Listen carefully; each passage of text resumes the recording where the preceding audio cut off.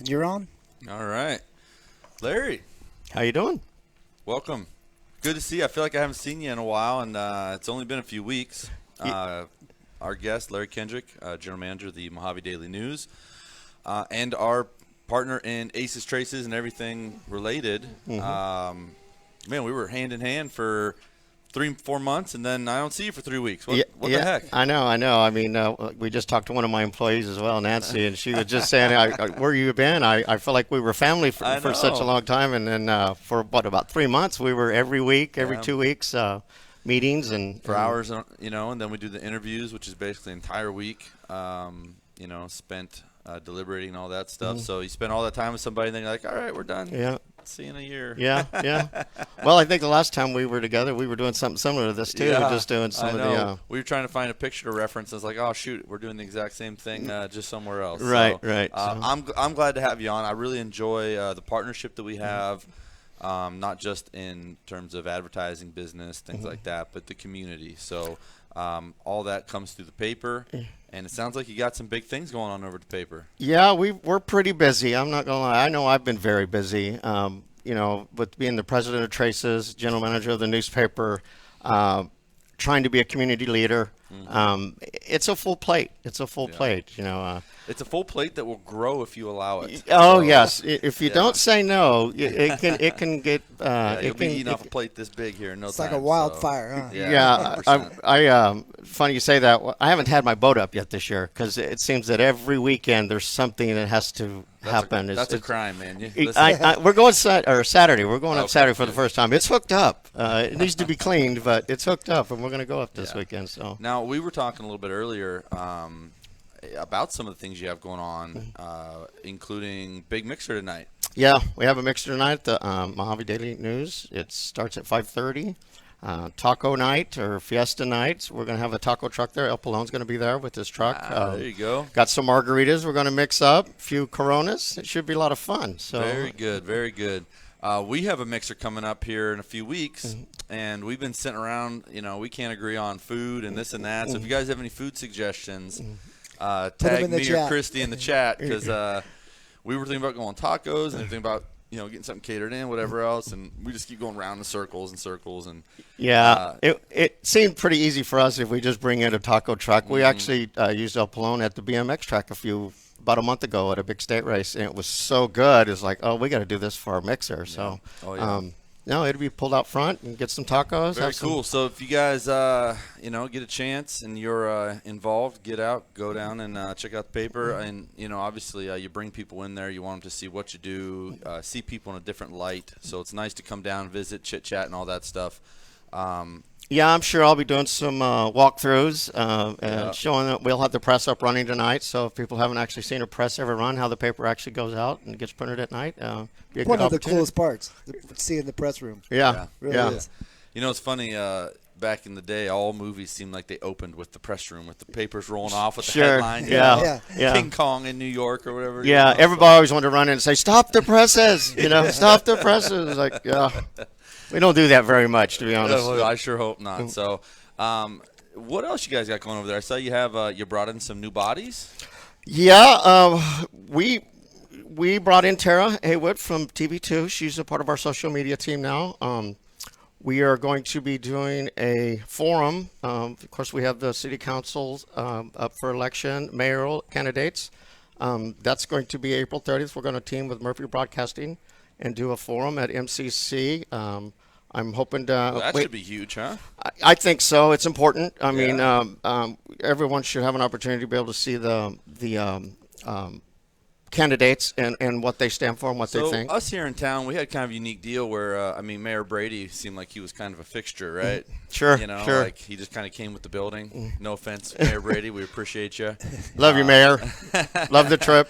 But, it's just kind of like, we have a mayor. We'll just keep the mayor, or whatever. And then all of a sudden it's like there's all this interest in being a mayor. And then over the last couple of years, I think everyone is taking a more a bigger interest in their local politics after COVID and all that stuff. So everyone needs to be involved with the politics. I mean, if you don't get out and vote, if you don't get involved, then you're doing a disservice not only to yourself but to your community. I really believe that. Yeah, I think and I was probably guilty of it in a lot of ways as well, where pre-COVID, everything just kind of rolled along. You didn't think much of it. Well, now all of a sudden, you had things and decisions and policies that really affected your day-to-day. And we were actually pretty lucky in that we had reasonable people running things, whereas a lot of places didn't. So pretty interesting times, and I really look forward to seeing that. Yeah. Again, we're gonna live stream it. Working out the logistics of it Monday, actually, but the intent is on June 30th. June 30th, I believe it is. We will live stream it. We're going to have the candidates for city council as well as the mayoral candidates, and with Murphy Broadcasting. Should be exciting. Very really. cool, very cool. We look forward to that. So what's the format? You said you're going to have a lot of people in there. It's probably, we all see I always think there's a Will Ferrell movie where he runs for president. Right, yeah. We're going to work that out again Monday, but the ideal is that we will have some questions questions that we've already developed that we think are important to ask. We'll probably be reaching out to the community in advance. I don't necessarily like to have the questions being brought that evening in the moment. It gets super hectic. Trying to keep it professional, but we will be reaching out to the community via Facebook, our newspaper, to get questions that want to be asked as well. Yeah, you get people trying to ask follow-up questions while they're still answering the question. Then yeah, there's time limits on it. Each one, you try to keep it as to where everybody has an equal amount of time. So obviously there'll be time limits to answering questions, rebuttals, things of that nature. We'll have timers there that will, someone will be in charge of making sure that everybody follows the guidelines. So not to move on from the event per se, but kind of in the same line, you guys have done a pretty nice transition into the digital world of media. I was out yesterday with your team in Needles for the state champion Needles softball team. Congratulations. Congratulations to them, Make sure you guys go to your workouts. Don't be slackers. They're right next door at the CrossFit. They were over there training before we went out there. So I was like, really? We should have done it at CrossFit. I could have saved the drive. Sure. I'm sure Mitch would have enjoyed that too, having it over at his place. Absolutely. So.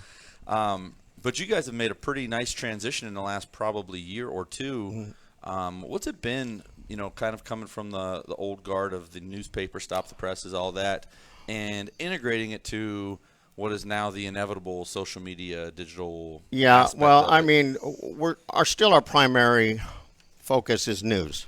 And how we deliver it, it has to change as time travels, as time changes. If you figure out time travel, you let me know. That is what we're working on currently, yes. We're going to get an almanac. We're going to go back. Yeah, I need Back to the future. I need to do that. I need some things I need to fix, you know what I mean? Sure. But no, it's been a transition. I think we were a little ahead of some of the older guard, to be honest. I mean, we started about 4 or 5 years ago, to be honest, transitioning the way we bring the news.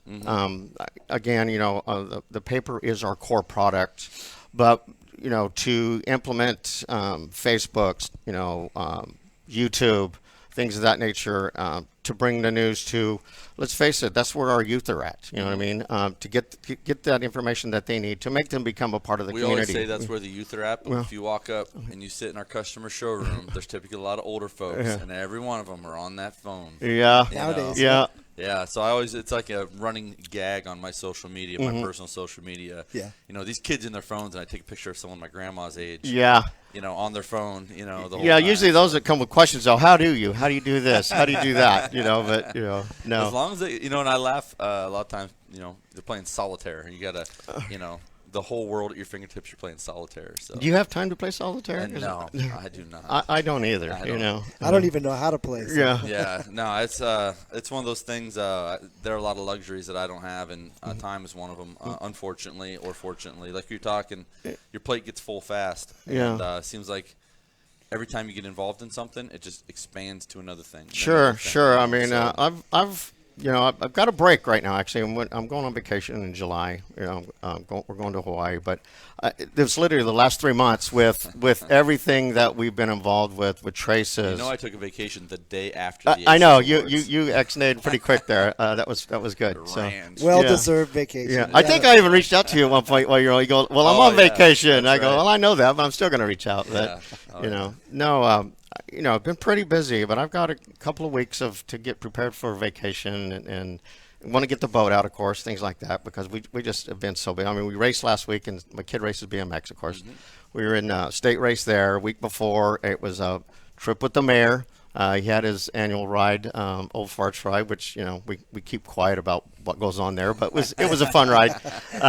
And then, of course, the week before was the Aces Awards, the Finley Aces Awards. So yeah, it's just been one thing right after another, man. So we were just going over our marketing schedule for our world here at Finley, and it was like, man, we got this, then summer's kind of slow, and then we're like, shoot, it's not, because then fall's here before you know it. You got planned for those fall events at least a month out, and then you got, for me, football season, which is extremely busy. Sure. And then that parlays right into holidays, right into that, and then we're right back at it again. Yeah. You're like, all right, here we Yeah, go. I know. It's like with Traces, of course, the president of Traces, which is a nonprofit. We started in October is when we actually became a nonprofit. And then from there, we quickly did the first golf tournament, which we were all involved with. Very successful. Yeah. For as fast as we put that together, obviously we had a lot of great help. But as fast as we put that together, it was pretty good to see it drive the interest it did in the money. So. Yeah, quickly. I mean, there was some people that got on board very quickly. Of course, I think that first Ace Awards was a good part of that too. People could see what we were trying to do. But yeah, the sponsors jumped on very quickly. Of course, I could go into thanking all my sponsors again, but we found that spot where we were at in November wasn't the best because of the Matadors had their tournament with a big Calcutta. So Gary Reynolds said, let's move it to April. So we quickly turned around, did another golf tournament, and it was just as successful, if not more. Yeah. And right after that was the Ace Awards. So we were just project. So sticking on that, Traces, obviously that thing is growing and expanding as we go, and a lot of our support is, tied in with other people. There was just a golf tournament this last weekend for the MCC. Sure. We were part of that as well at the Right. Mohave Daily News as a sponsor for it. So And you have some other things coming up for Traces to support, keeping the kids involved in town and things like that. You're talking about a bingo night over at Anderson. yes, bingo night. August 18th is. Don't hold me to that, but I believe it's August 18th. Third week of. Check Facebook. Yeah, third week of August is bingo night there to help support the youth in the community. We're in talks. We're looking to try to do a youth football camp. Matt is one of my board members, is going to head that, and we're looking in August, September, possibly doing a youth camp for football, which would be very exciting for this community. Yeah. So if you've been around Larry or myself, you've probably heard us tell our stories many a times, but I would like to. Mine are getting bigger, as I get older. I just keep adding in layers. Yeah. Especially as my friends are moving on, they can't verify my BS. Right. I'm like, yeah, this totally happened. Yeah. That was all me. So Yeah. But the big part of how we got here was the impact that being able to participate in sports had in our lives. Yeah. For myself, it was moving from Pennsylvania at a young age.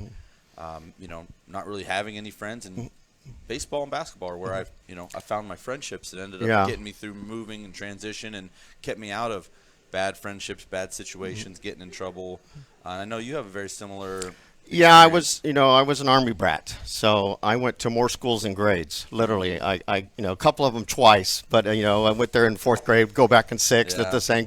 Dad would be stationed at a different place, so sports was my opportunity to meet, and make friends. You go into a place, you're the only, I'm an only child, so go there and new kid on the block. Well, tough to make friends, but you go out and you throw a ball 85 miles an hour. All of a sudden you got friends. You can run with a football or make a basket. That's how I made my friends. So not only that, some of the lifelong lessons I got from sports. That's what's key to it.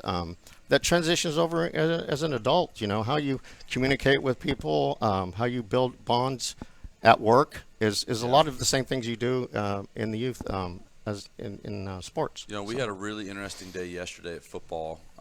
One of our coaches had double knee replacements, and we always talk about with the kids what we provide and this, that, and the other thing. And he sat there and he told us how much it meant knowing that those kids were waiting for him to come back in his recovery process. When he started to get down on it or be frustrated. Yeah.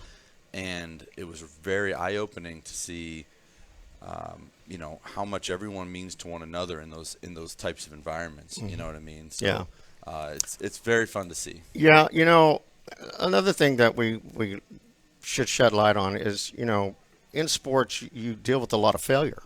Yes. And that is something that's multiple times a game usually. Yes, yeah, it's highs and lows, and being able to learn how to deal with those failures is going to help you in the future as an adult. Because let's face it, we deal with failure every day, and how you deal with failure is what makes who you are. Absolutely. And I think that's a part of the sports aspect that doesn't go noticed enough. Maybe is that what that can do, how you in the future as an adult, how you deal with failure. Yeah.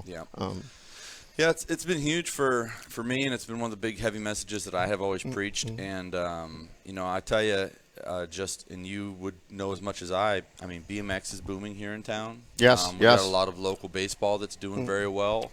The football scene is busier than ever. We just had some very high quality soccer teams. Yeah, basketball, softball. I mean, really across the board, there's a lot of wins for this community, and it's great opportunities knowing that they're getting good coaching, good instruction, to have a real good foundational culture for this town going forward. I was really pleased to see the Bullhead City Little League do well. Yeah, they've struggled for years. Some of those kids on that group I got to coach for like 3 or 4 years there as well.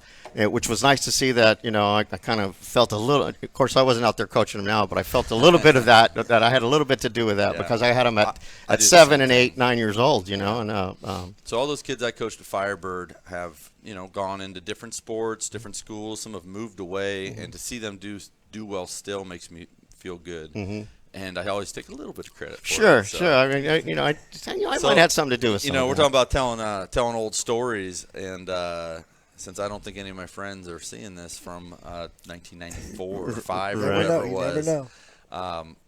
We actually won a state championship for Bullhead City Little League in whatever year, though, 95 or something like that. Yeah. And so deep down inside, I do have a little rooting interest for Bullhead Little League all the time. Yeah. Because they always talk about, haven't done this, haven't done that. So, look, I'm still alive. We won a state in 95. Yeah. I can still go into my old high school and look up on the board and see, MVP of 1980, but, just gave away my age a little bit there. Man, we're just going through the decades yeah, here, man. Holy they cow, fly fast, yeah. I mean, the 80s were cool. Yeah. It's funny. You're right, Jeff. The 80s and 90s have become very popular. Yep. Like, people are going, man, this is not what we thought the future would be like. Yeah. We really had it better in the 90s and 2000s. Yeah. And now they're like, oh, we had it better in the 80s and 90s. Sure. Especially with Top Gun. Do you see Top Gun? I haven't. I want to go though. I mean, we keep. Gotta go, I haven't man. either. So yeah. I'm just as I was a big Top Gun fan. I come out in the 80s, of course. Yeah. It was in my heyday, and I was a big fan of it then. It's like I really want to go. Time. It's like, when are we going to find time to go see it? So I can't remember. It was one of those days where it was hot and windy, and I was like, we're not going out on the boat today. And so we watched all of Stranger Things in one weekend and Top Gun, and it was the most television I've watched. Yeah.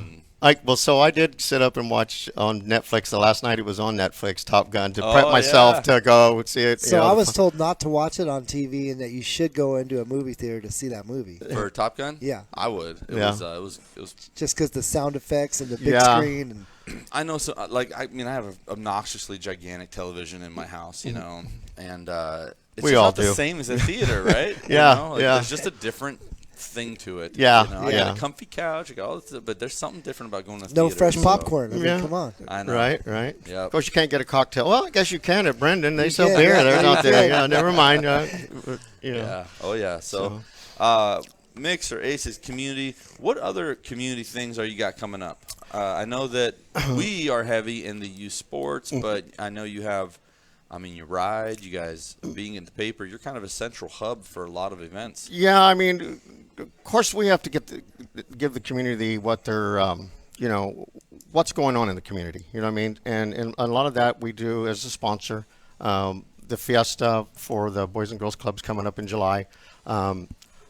We always sponsor it back. Yeah. It was essentially, I know that they tried to do it and this and that, but with COVID and restrictions and it's been tough. Hiatus for 2 years. It's been tough for nonprofits. A lot of their stuff that they do to make money is haven't been able to do. Of course, the the casinos across the river are struggling with getting people to come to work. So that's affected a lot of the stuff that they've done for the nonprofits in the area. So, but I'm excited to see the Fiesta get back off the ground for Boys and Girls Club. Autumn does a great job there. We're also a big part of Backpack Buddies. The Legacy Foundation does every year. That's in July. Unfortunately, I've been a part of it for like 7-8 years as a coordinator. We're going on vacation when this actually happens this year. So They planned that. yeah, I don't know how that come off. I've got a few of them that are saying that I did plan it, but I didn't know when we planned it back about a year ago. But still, in Mohave Daily News will be there. My staff will be there to. We do underwear and socks every year, so we'll still be doing that like we do every year. I enjoy that. To be honest, one of the things I enjoy most is the Backpack Buddies because it is directly helping the youth in our community that are not necessarily as privileged as others. We've been involved the last few years, and it's one of the few things. I wouldn't say few things. It's one of the most popular things that we do, where people volunteer to go back and do it again. They are moved by it. They, so there's always a moment during Backpack Buddies that really chokes you up because of how excited a kid can be, to get, a new backpack or new shoes. And, it's so humbling, and makes you appreciate what not only Backpack Buddies is doing, but what everybody that becomes a part of that. Matter of fact, I think 2 years ago, I invited Rob to say, hey, you guys, when Rob was with you guys at car, I said, you guys ought to be a part of Backpack Buddies. And you guys did last year. And it was, I think almost everyone who participated volunteered to return, and we had a lot of other people. If I understand correctly, I think they're going to have as much help as they can handle. Yeah, it takes a lot. So. This year, it's actually going to be at the field house. They're moving down to the field. It's a pretty daunting task to take on. To be honest, it's a lot of logistics. Going on with the busing, stuff of that nature. Of course, they do a great job. So you mentioned, the busing, the field house, just a couple of things. I was really fascinated to find out. For one, there's a bus driver shortage. Yes. Even the city buses are struggling to run right now. They've been running two less of their routes right now because of staffing issues. Well, I see on social media from time to time where, hey, this bus route isn't running today for a school. You know, and I just can't imagine when I was a kid growing up and just my bus not making it. Now, we didn't have the internet. I would have never known. Right. You'd just been out there going, where's my bus? Yeah, my frozen driveway in Pennsylvania as a kid, bundled up, waiting for my bus, and never showed up. It's everyone is struggling. I mean, I'm not gonna lie. I've been pretty fortunate at the paper. I've got a very good core. And they've been there for a good deal of time. I mean, it's not unusual I've been there 19 years. It's not unusual for me to have employees anywhere from 5 to 15 to 20, 25 years. So not everyone has that. Of course, COVID affected us like it did everybody. I mean, we had to really tighten up our belts but we got through it. I mean, come out better on the other side and excited what we can do in the future. I really am. I am too, and obviously we're all faced with new headaches. We come out of one and into another, and unfortunately, a lot of the same people are still heavily affected. You know what I mean? Yeah. It affected small businesses extremely tough. Many of them shut down. Ones that did survive, they're still trying to get out of that pandemic mode. Of getting the people back into their small businesses, things of that nature. So it's tough. I mean, we took a hit like everybody else. We're small, believe it or not, we are a small business. I mean, we're not over 100 employees. We're right around 50 employees and considered a small business. And it's very depends on your perspective what you view a small business as. I mean, at the end of the day, you're talking big businesses, our Targets, Walmarts. Sure. Big national chain things, and even Findlay, the auto group is a pretty large business, but each one is independent. We operate independently. Sure. And so we are about 100 employees. The 2 locations, but we are local run, whatever. If we don't have any outside world coming in to save us later. Right. So, we're a family business. We're owned by the Brim Communications. They own about 9 newspapers. We actually print for about 4 of them. We print for a lot of newspapers up in Utah, some of our sister companies. Out of necessity, really, it came down to during COVID. I mean, we were struggling getting print work. They couldn't find anybody to print in because of shutdowns in Utah. So we worked our tails off to figure out how we're going to do a weekly paper for them and get it up there. I mean, we ended up, I did a lot of logistical work to get papers sent out on Monday night now that get up there and get into. That goes back to how you handle adversity. Mm-hmm. Do you try to Sure. find solutions, or do you give up? Do Yeah. You do you look for help, or do you know what I mean? Right, So, right. I mean, it was I think it was January of 2020. I mean, right in the middle of it, and we took it over and have made it successful. They're happy, we're happy, we're all getting the job done. Right. Yep. That's been kind of everybody's story is trying to just find a way to get out the other side, and all of a sudden you realize, oh, we survived. Sure. We got out of this thing. So now we talked about a lot of community stuff. We talked about a lot of work stuff. I do know that BMX is a little bit of all of that for you. Passion, family, community. Yes, yeah. I mean, And it's a lot of work. And it's a lot of work, and it's a lot of traveling. I mean, I got to thank Anderson Ford. They stepped up this year and wanted to sponsor a team. They're helping with some of the cost. It's not cheap. I mean, you pay for rooms, you pay for I know. Listen, we helped out down there for many years. Yeah, you guys did. You guys have been a big part of BMX from day one. But yeah, you start talking about nationals where it's $80 a day to race and $120, $130 for a room. So I had no idea how the format worked for BMX. And I mean, each thing you want to do is an entry, and each holy there's state cow. races, there's national races. If your kid's competitive, you want to be in all of these. They give him the opportunity. My kid's competitive. He's been doing it since he was 8. Which is not that long. Seeing him, he's just only been like 2.5 years, but he quickly went from novice to intermediate to expert, and he's competitive nationally. So it's a lot of fun.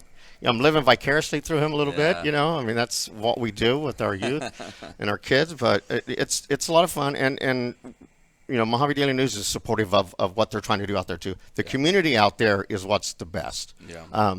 You go to a soccer game. I'm not going to badmouth any organization, but the parents can be over the top a little bit. You know what I mean when it comes to their kids. And listen, I'm from the youth football world. I don't want to talk about it. But and I'm guilty as everyone. Sure, So. and me as well. You know what I mean? But I mean, as a coach, I've dealt with it. But what I enjoy about the BMX community is that they're all individuals out there competing, but as a group. They are a team. Like if you're from the Bullhead Racetrack, Colorado River BMX, you're a part of a group, and that travels everywhere, and everybody helps everybody. It's really neat. The kids to see a 16-year-old, 7-year-old kid helping an 8-year-old or a 7-year-old on the track because they can't get up the hill and talking to them. That's the part that blows me away. I mean, and that's what Turnell Henry's done out there. He's really turned that track into something that's Turnell's kind of a local legend, although he's not local. In that aspect, but as far as our local track, the guy has had a huge impact, and he's one of our first Aces Award winners because of it. The guy just lives at that track. Yeah, he lives and dies BMX. He's a Hall of Famer. He's been around since the '80s, as have I, and he's got some great stories. He's got a lot of knowledge, and he passes it along. And he's doing a lot of great things. He's got some support from the county around here. The track looks amazing. We have one of the premier. It's done in clay with this. I forgot this tacky mud stuff that he does. I forgot what they call it now, but the entire track is done like it. Everybody loves to come here and race. You go back to when Finley started getting involved in BMX. We had some kids in our building who were very involved, and the track was complete disarray. You had to go out of town to race. This one down, nobody would come here basically. Right. And now to have a well-run. Well-orchestrated track, nice facility, plenty of space, all the whatever you call it. Fancy. Parking, we've got more parking coming in. They're actually going to expand it even more. So, I'm excited about it for the community. I really am, And that's only been a few years. So, great job to Turnell and everybody involved there. And, of course, if you don't have, kids that want to do it, there's no reason to do it. So, very cool. Yeah. I think I'm gonna let you go, man. Already? You That have- was fast. Well, 30 minutes. Yeah. Yeah, 30 minutes. Listen, you and me could talk Right. to We've no already- end. Yeah. So between the two of us, we could sit here all day. We just bring us subjects, Jeff. We'll just talk all day. All day long. Yeah. I know. I'm ready. One more thing. We do have a special section coming out for 4th of July. It's the Veterans Special Section. It's a great thing to get into. $200. You can get a full page of ad. Got to push that a little bit, man. We love it. So, Love our veterans, you know. One more time, what is it? It's for 4th of July. It's 4th of July. It comes out. It's a Veterans magazine. Carrie loves when I do this, but you sign us up for one. We'll do one. Tony supports a lot of veteran groups. Yeah. We always have and tried, but he himself is a veteran, and I you get us in there, and appreciate that. Sorry, Yeah, Carrie. Yeah. There you go, Carrie. I just scored you one. So yeah. First deal. I'll Tony- get an angry text. Why didn't you tell me? Yeah, Tony. You mentioned Tony. Tony's on my Traces board. I really appreciate him coming on board. Great fit for Yep. us. So Yep. I know he wants to get involved in the community too. So. He has dove right in, so we're happy to have him, and so he's actually up there meeting with Jamal today. Jamal's swinging through town. I think you've met Jamal Sure. also. So we've been very fortunate to have a lot of great folks come through here. So. Yeah. Well, thank you, buddy. Appreciate always a it. pleasure. Yeah. You too. We'll do something like this again soon. I'm sure We'll we have something will. wild going on in no time. Right. Yeah. All right. Thanks, Larry. Thank you, guys.